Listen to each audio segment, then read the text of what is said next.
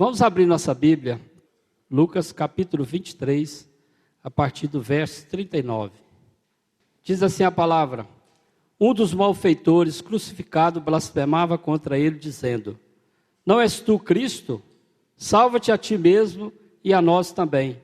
Respondendo-lhe, porém, o outro, repreendendo, dizendo: nem ao menos temes a Deus, estando sob igual sentença? Nós, na verdade, com justiça, porque recebemos o castigo que os nossos atos merecem, mas este nenhum mal fez. E acrescentou: Jesus, lembra-te de mim quando vires no teu reino. Jesus lhe respondeu: em verdade te digo, que hoje estarás comigo no paraíso. Já era quase a hora sexta, e escurecendo-se o sol, houve trevas sobre toda a terra até a 9ª. E rasgou-se pelo meio o véu do santuário. Então Jesus clamou em alta voz: Pai, nas tuas mãos entrego o meu espírito.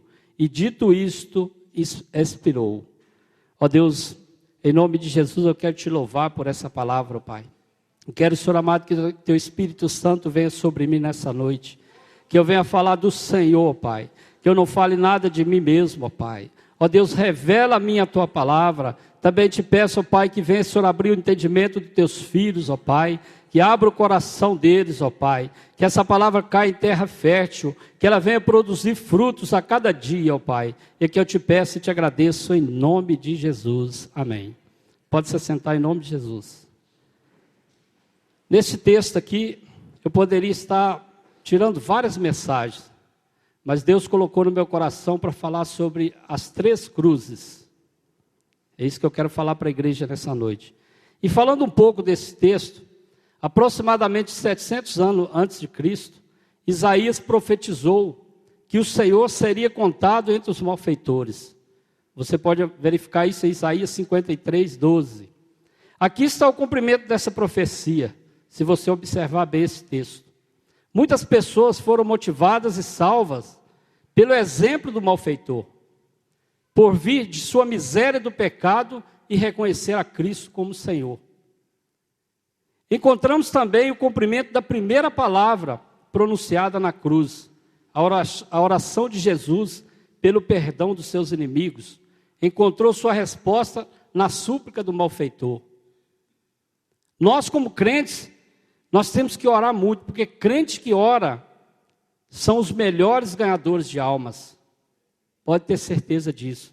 Então, aquele malfeitor, ele recebeu a oração do Senhor e recebeu a promessa do Senhor naquele momento, porque ele se arrependeu e reconheceu o Senhor como Cristo. O malfeitor, olhando para o pecado, lembrou-se do juízo vindouro e disse ao outro: nem a menos teme a Deus? Porque o outro blasfemava a todo momento contra Deus. Ele evidentemente temia a Deus, esse segundo. Ele cria que Deus poderia fazer dele um homem vencedor, como é promessa para todos nós. Confessou o seu pecado com as palavras: não recebemos o castigo dos nossos atos, mas merecemos porque nós fizemos tudo errado. Ele sabia que merecia a morte. Ao mesmo tempo, o malfeitor confessou a inocência do Senhor. Se você observar o versículo 41, fala sobre isso. Nós, na verdade, com justiça, porque recebemos o castigo dos nossos atos e que nós merecemos, mas este nenhum mal fez. Ele reconheceu que Jesus estava morrendo ali injustamente. E o outro não. O outro blasfemava e falava: se você é o Cristo, desce daí e livra-te e livra nós também. Então nós muitas das vezes também a gente fica duvidando, a gente fica achando que Deus não está com a gente começa a perder aquela fé em Cristo, e nós não podemos perder essa fé. Confessou também a divindade de Cristo. Ele ouviu quando o outro diz zombando: não és tu Cristo? E depois creu e confessou Jesus publicamente como Senhor. E eu e você, nós temos confessado Jesus como Senhor das nossas vidas? Ou às vezes a gente tem feito isso só dentro da igreja, só na nossa célula?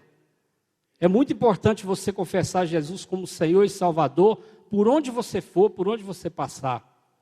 Porque nós somos servos do Senhor, nós somos escolhidos do Senhor. Por isso nós temos que profetizar: Jesus é o Senhor da minha vida. Ele é o Senhor, Ele é o Cristo. Ele é meu Salvador. Nós temos que profetizar isso em todo momento. Confiou em Jesus como seu Salvador e suplicou: Jesus, lembra-te de mim quando entrares no teu reino. Sua fé abriu-lhe o paraíso. Então a fé daquele homem foi instantânea, porque imediatamente Jesus falou com ele: hoje mesmo estarás comigo no paraíso. Então nós temos que se atentar para isso. Outra coisa que nós podemos ver nesse texto é o comportamento das pessoas debaixo da cruz. O malfeitor, arrependido, o que ele fazia? Ele orava. E os amigos assistiam comovidos. Quantas vezes a gente vê pessoas do nosso lado passando dificuldades e às vezes a gente não pode fazer nada, a gente fica com aquela angústia, mas tem uma coisa que nós podemos fazer, que é orar. É igual o caso dessa votação na terça-feira. Eu e você, nós não podemos lá votar sobre isso, mas nós podemos orar. Porque nós temos um Deus todo-poderoso, um Deus que é dono de tudo, fala sobre tudo, Ele que pode definir sobre isso. Então nós cremos que Ele pode intervir nisso aí, e isso aí cair por terra em nome de Jesus. Outra coisa que nós podemos ver nesse texto é sobre o Calvário. O que é Calvário? Calvário é lugar de humilhação voluntária, lugar onde o paraíso foi aberto novamente. Calvário é lugar de testemunho. Calvário é lugar de salvação. Calvário é lugar de milagres singulares, da morte e da vitória. Lugar da perfeita expiação. Se você observar lá em João, capítulo 19, no verso 30, a palavra de Deus diz: quando, pois, Jesus disse, está consumado, e inclinando a cabeça, rendeu o Espírito. Então, isso é palavra de Deus. Nós temos que atentar para isso e viver nas promessas do Senhor. No versículo 45, no templo existia um véu grosso que separava o Santíssimo dos santos e santos. O sumo sacerdote entrava ali naquele lugar para intervir sobre o pecado daquele povo, sacrificando animais. Todos os anos eles faziam o sacrifício dos animais. Eu falei pela manhã que lá em Israel eles comemoravam esse dia, porque esse dia cobria o pecado, mas não acabava com o pecado. O pecado continuava. Então, de ano em ano, aquilo ali acontecia. Mas Jesus derramou o seu sangue naquela cruz por nós, e não foi preciso de acontecer isso mais. E quando aquele véu foi rasgado ao meio, é sinal que nós temos livre acesso ao Senhor. Nós podemos ser perdoados diretamente pelo Senhor. Ele que vai dar a sentença para a gente, Ele que vai dar a vitória para a gente seguir a Ele. Amém? Outra coisa, uma oração que recebeu e uma resposta rápida. Essa oração feita no meio das trevas mais espessas, irradia uma clara luz. No criminoso, por exemplo, temos a imagem do maior perdido, da maior perdição. Mas no Senhor, nós temos a imagem do Salvador. Então a oração dele foi uma oração que obteve uma resposta rápida, porque ele observou isso. A oração do ladrão na cruz foi uma confissão aberta da culpa do pecado, uma oração dirigida à pessoa certa, que era Jesus, uma oração que manifestou confiança no Salvador, uma confissão de Jesus como Rei.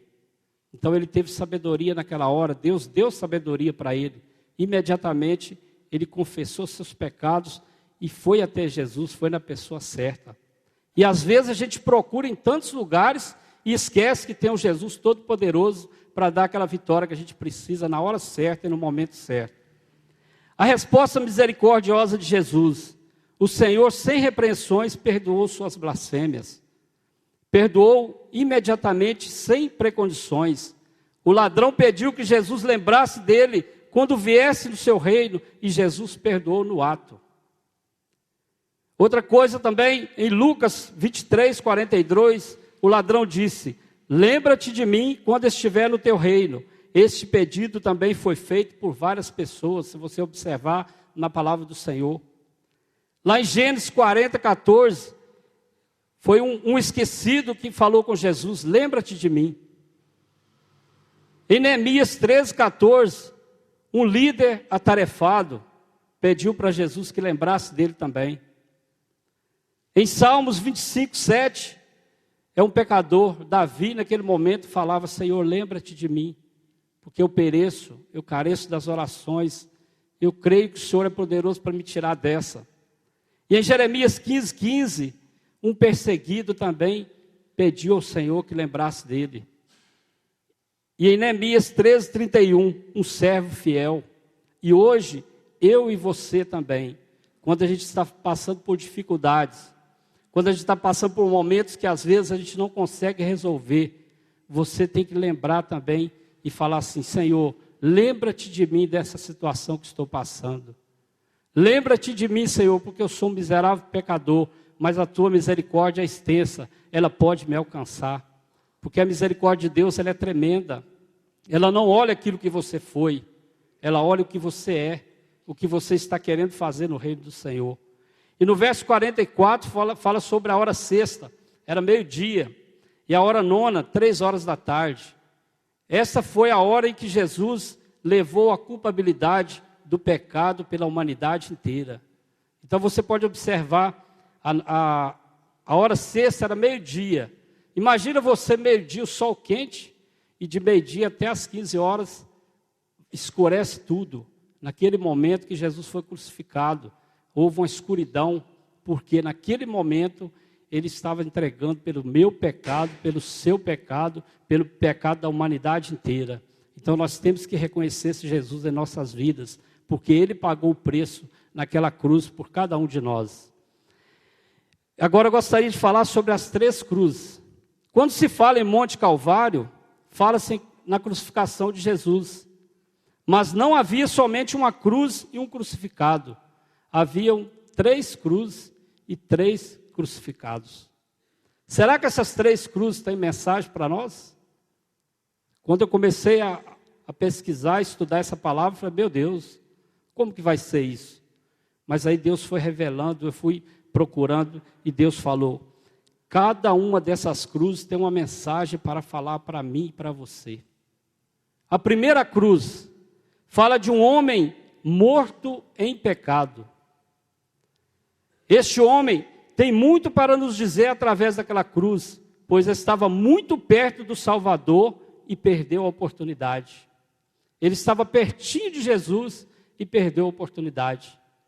Isso acontece com nós, irmãos, que às vezes a gente está na igreja, a gente está caminhando com o Senhor, está prestes a receber aquela vitória, aí vem alguém e fala para você: se eu conheço uma pessoa lá no Rio de Janeiro que vai orar pela sua causa e você vai receber a vitória, e você sai correndo e vai atrás. Até onde você iria para alcançar a sua vitória? Outra coisa interessante na área financeira, quando a gente está passando por aperto financeiro, aí vem uma pessoa e fala assim: em tal lugar assim, tem uma pessoa que resolve seus problemas, com juros baixos, não sei mais o que, com oferta tal, você caminha e vai atrás. Mas às vezes você esquece que tem um Senhor, que tem um Jesus Todo-Poderoso, que está do seu lado para te ajudar. É somente você clamar, é somente você pedir. E às vezes a gente não tem fé para isso. Isso aconteceu com aquele homem. Ele estava do lado de Jesus e perdeu a oportunidade da salvação, por causa da incredulidade dele. Este homem perdeu a chance de ser salvo por não acreditar em Jesus. Tem 2 encontros que nós temos que comparecer. Isso aí não tem como sair fora dele. O primeiro é a morte. A não ser que Jesus venha nessa nossa geração. Se ele vier nessa geração, amém. Nós vamos ser arrebatados em nome de Jesus, se estiver preparado. Mas se não vier, nós vamos passar pela morte. Esse primeiro encontro é a morte. O segundo encontro é o encontro com Deus. Se não tiver esse encontro em nossas vidas, o final é terrível. O final pode ser dramático, mas nós temos que ter esse verdadeiro encontro com o Senhor. Então nós não vamos escapar desses 2 encontros, nós temos que comparecer nesses 2 encontros. O que faz com que uma pessoa morra em pecado? Incredulidade. Aquele homem deve ter ouvido falar de Jesus, porque naquela época Eles anunciavam, Jesus está passando na cidade tal, em breve vai estar passando por aqui. Com certeza aquele homem também ouviu falar de Jesus, mas a incredulidade que tinha no coração dele era imensa. E quantos de nós às vezes somos incrédulos em muitas coisas? Eu sirvo um Deus que pode te dar cura, a gente às vezes duvida. A gente às vezes deixa de clamar ao Senhor por essa cura. Isso chama-se incredulidade. E a incredulidade pode nos levar à morte em pecado, por causa da nossa incredulidade. Ele dizia, você não é Cristo nada. A incredulidade é um pecado que tira o homem da presença de Deus.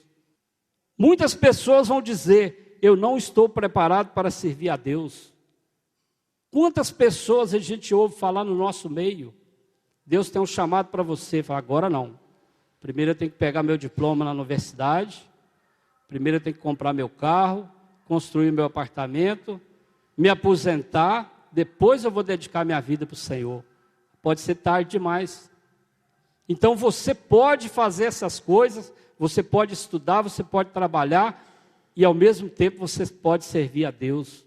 É só você orar a Deus e pedir Ele para remir o seu tempo, porque nós temos tempo para tudo. Porque a gente, com todos os afazeres que a gente tem, com os trabalhos da igreja, a gente encontra prazo para ir no aniversário, para ir no churrasco. Por que nós não podemos ter tempo para servir o Senhor? É porque às vezes a gente não quer pagar esse preço. Então nós temos que sair dessa incredulidade, nós temos que tirar essa incredulidade do nosso coração. Talvez muitas pessoas vão dizer, não quero me tornar um crente. Crente é tudo igual, igreja é tudo igual. Quantos você já ouviu falar desse jeito com você? Comigo já aconteceu várias vezes.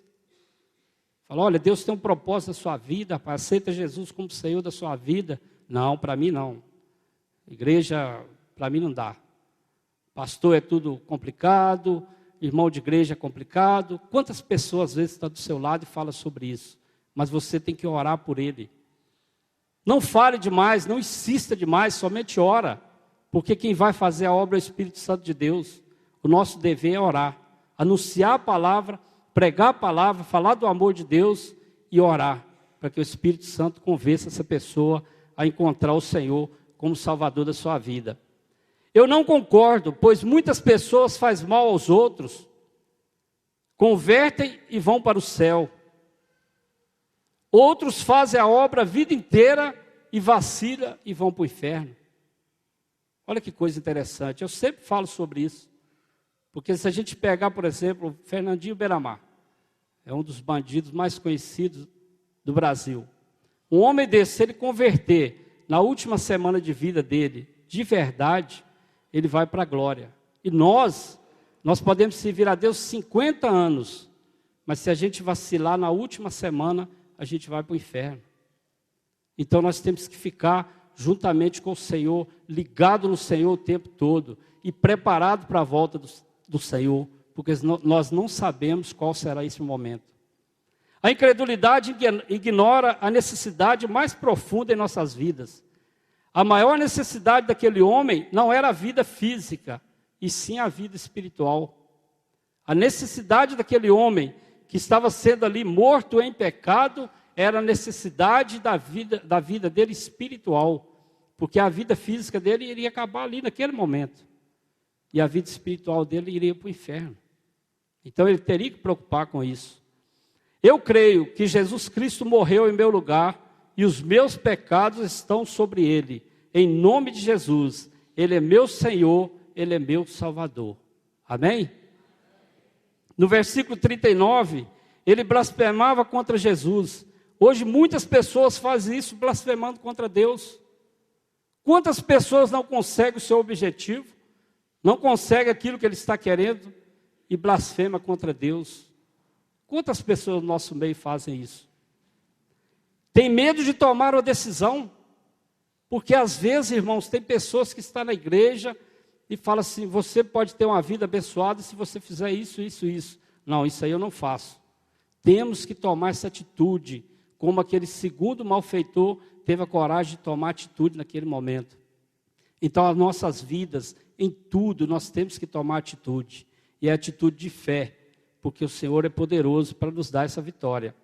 Lá em João 3,18 a palavra fala: quem nele crê não é julgado, o que não crê já está julgado, porquanto não crê no nome do unigênito Filho de Deus. Então nós temos que crer no Senhor. E outra coisa também, que há 2 tribunais no céu, o trono branco, todos têm que comparecer nesse trono branco. E também tem o tribunal de Cristo, só comparecerão no tribunal de Cristo os compromissados com a palavra do Senhor, os que são salvos pelo Senhor, os que crerem que Jesus Cristo é o Salvador da sua vida. Então, essa primeira cruz conta a história de um homem que estava morto em pecado. Agora, e a segunda cruz? O que ela fala para nós? A segunda cruz fala de um homem morto para o pecado. A primeira fala do homem morto em pecado. A segunda vai falar sobre o homem morto para o pecado. Aquele homem, a princípio, ele estava do mesmo jeito do primeiro. Ele blasfemava, ele murmurava contra Deus. Mas, como eu disse, ele teve atitude. Quando ele teve aquela atitude, ele falou: estamos todos na mesma situação. No entanto, estamos pagando por nossas culpas. Mas Jesus não. Esse é diferente, não fez nada. Só dele ter reconhecido isso aí, eu creio que Deus já começou a mover a favor dele. Filho de Deus, aí ele diz para Jesus: Filho de Deus, lembra-te de mim quando entrares no teu reino. A morte para o pecado acontece quando nós reconhecemos as nossas falhas. A morte para o pecado acontece quando nós reconhecemos que estamos em falta com Deus. Aí nós estamos morrendo para o pecado. Aí Deus vai fazer a obra em nossas vidas, porque em pecado é impossível Deus agir sobre nossas vidas. Existem maneiras de morrer pelos nossos pecados. Primeiro, você reconhecer que sou pecador, arrepender. Este homem se livrou do pecado, pois confessou que Jesus era o Senhor da vida dele. Quem enxerga Jesus como rei, apaga o pecado. Se render a Cristo, nós temos que render a Cristo todos os dias. Porque todo dia a gente pode vacilar, mas todos os dias nós temos que render ao Senhor.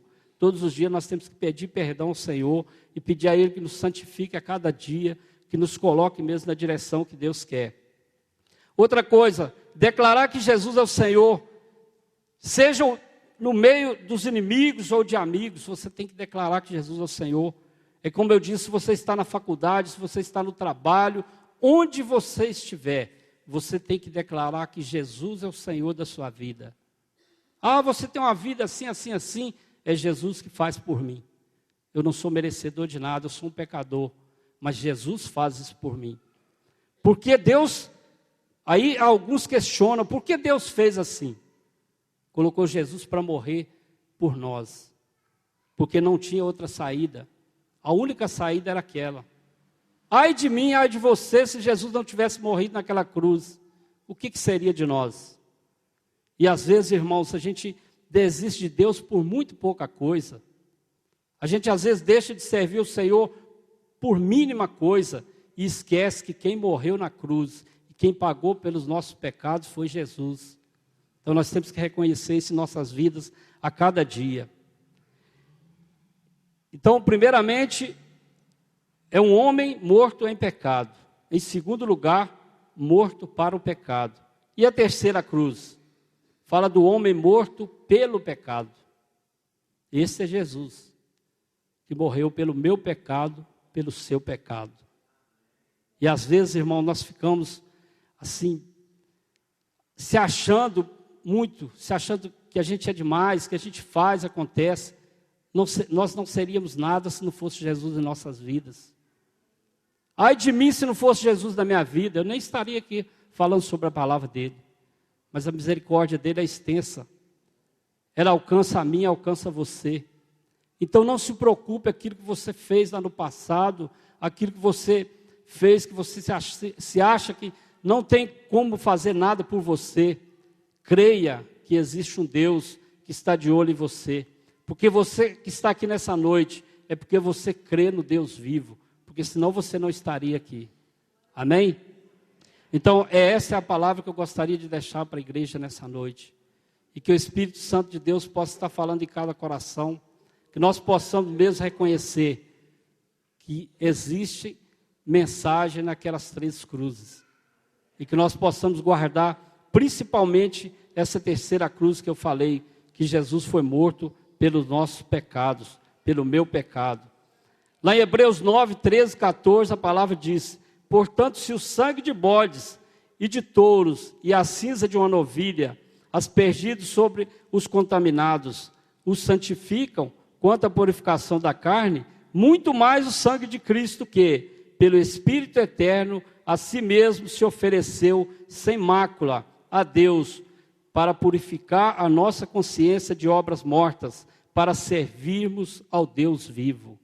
Então o sangue de Jesus que foi derramado naquela cruz, é para que nós possamos ter uma vida abundante na presença do Senhor. E que nós possamos enxergar que nós vamos ter direito à vida eterna, se a gente reconhecer Jesus como nosso Salvador, e se a gente reconhecer Ele como Rei. O dia mais importante das nossas vidas vai ser o dia que a gente encontrar com Jesus na glória. Amém? Glória a Deus. Quantos aqui já conheceram Jesus?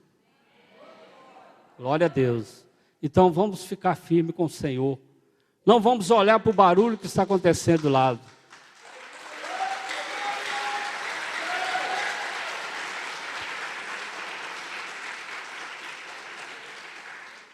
Toda honra e toda glória para o Senhor. Amém?